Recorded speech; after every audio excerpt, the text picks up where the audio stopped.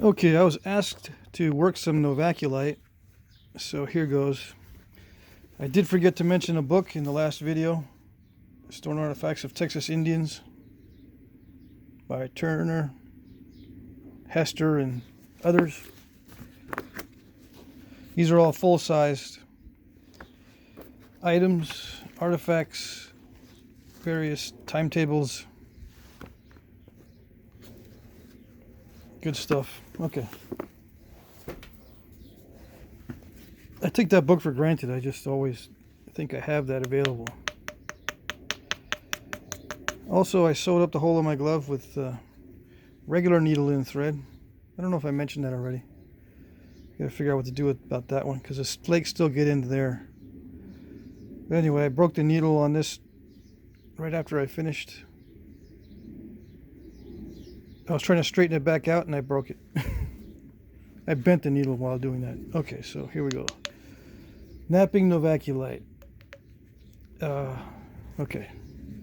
This was slabbed, right? I was given this piece by a friend of mine, and he slabs it, and he just gave me the piece that was left over. It has to be cooked to 600 degrees at least, I think. So you won't be able to do it in a turkey roaster.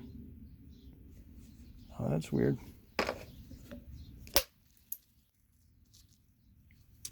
It is very,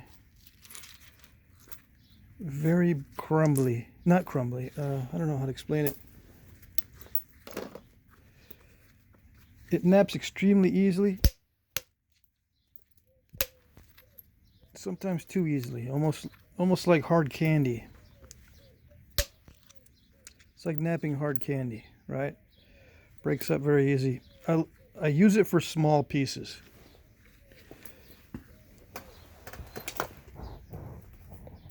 Okay, let's see. I mean, I can use these for small arrowheads. That's what I use them for anyway. So I'm not upset about that. It's best to take flakes off of large cores, right? And then when the core gets as small as this, it becomes very difficult to get any large size pieces off of it. Does the steel matter? Yeah, I think it probably does shatter it more than an antler would. But you get used to it. You know, you'll get used to the materials you're using for your boppers and stuff. So just use what you're comfortable using. I know this stuff is cheap, but there's a reason why it's cheap. Okay. It's plentiful. It's easy to heat if you have a kiln. But it can be very difficult and frustrating to nap unless you're using small pieces. Okay. So let's try this one here. And I'll try to be quick about it since I can't join these videos together at the moment. I can, but it won't upload from my camera. It keeps giving me this this signal that it's not working. And then it will upload maybe 1 megabyte every 10 minutes. I'm exaggerating, but you know what I mean.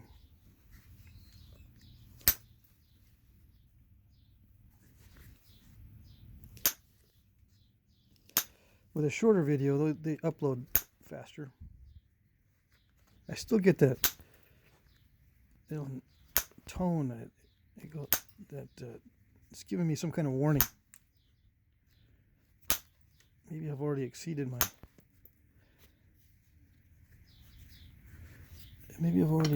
some sort of capacity on the phone. I don't know, it's just too small. I wanted to show the difficulties of Novaculite. I don't have any large pieces that I can find quickly. I think I probably have a couple large pieces buried.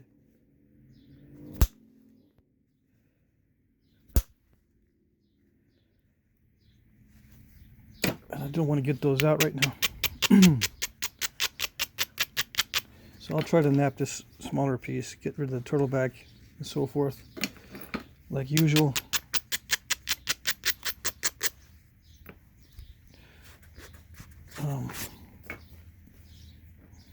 I do like working Novaculite, but it takes time to get used to it. I napped a couple points the other day.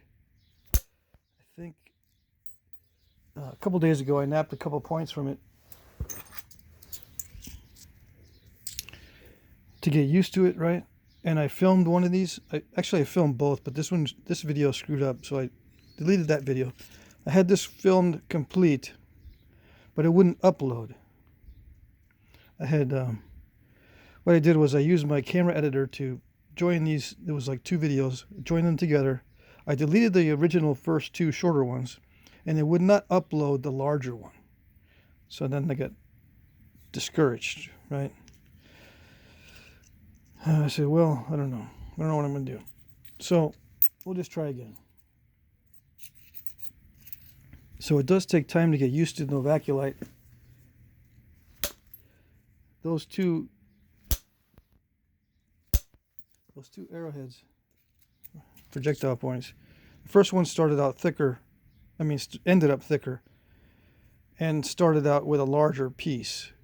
This one, I had a smaller piece, just as thick as a spall, and it ended up being thinner. So you can get thinner as you get better, but it's still risky. It notches really well, and it pressure flakes really well.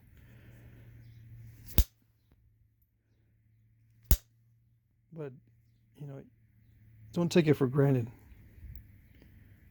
It will create step fractures easily, because the way it fractures,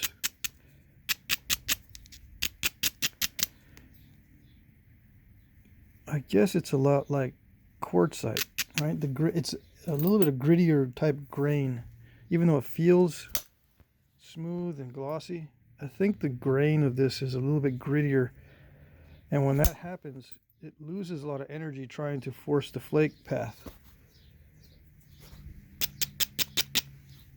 So the flake paths have to be perfect, right, to get perfect flaking.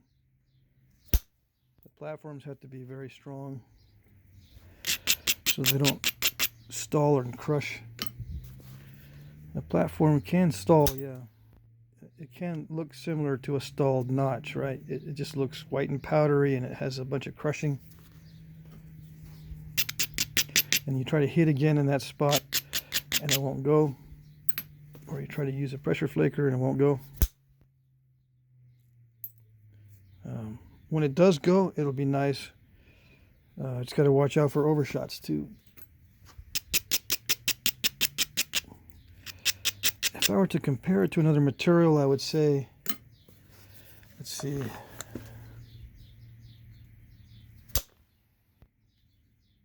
I don't know, it's a hard one. It's a lot like, I was going to say a lot like silver sheen, but it's not really, because it's not as sharp. These little pieces that come off, I mean, they're sharp, but they're not, I'm not afraid to do this with it. An obsidian flake, that'll just cut right in. This one is not as sharp. These little flakes are not as sharp.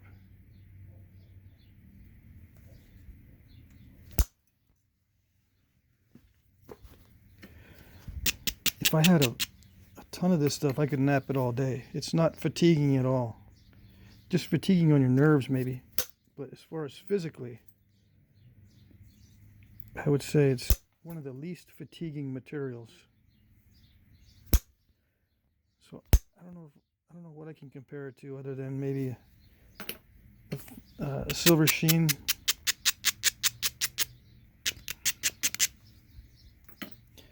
It is brittle. You got to watch.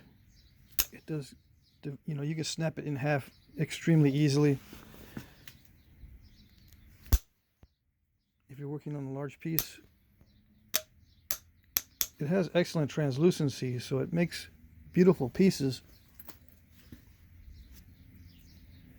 You know, these things are translucent, and then when you mount them to a foreshaft or make a knife out of it, it really is a good, at least a good conversation piece. Or if you want to hang these up on a window so you can see the translucency, you can hang them in front of a window. that sort of thing. You can't beat the effect of Novaculite. Let's see. What was I using before? Was it? I don't even remember. Was I using this to strike the flaker? Anyway.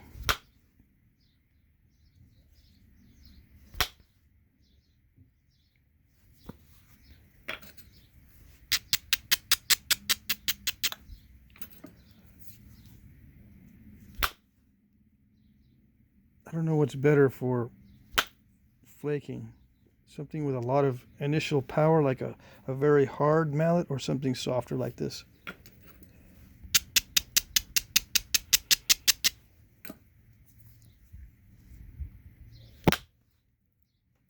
I trust something softer like this to begin with, and if it's not working, then you can upgrade to a harder mallet. Yeah, and the mallet hardness does matter.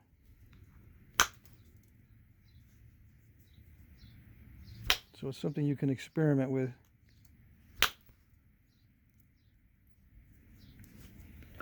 I have to be careful about getting rid of this turtleback because of overshots and reverse hinges.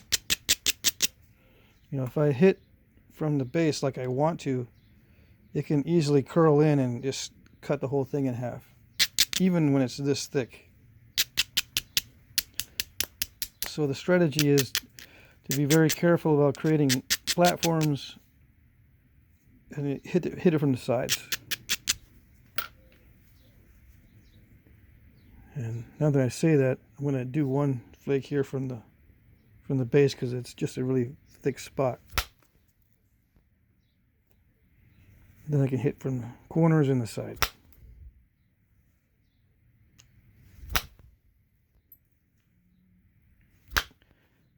And if you use really small platforms, you can creep in on it. That was 2 flakes. You can creep in on it, and as long as you're thinning, as long as those flakes are traveling at least halfway, you'll be in good shape.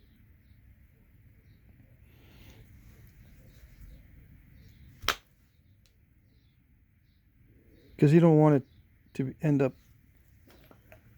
really, really thin at the end when you're trying to notch it or whatever, because it will break. So you get some experience and you can thin it down some more. I got to go on an errand already, so I'll be back.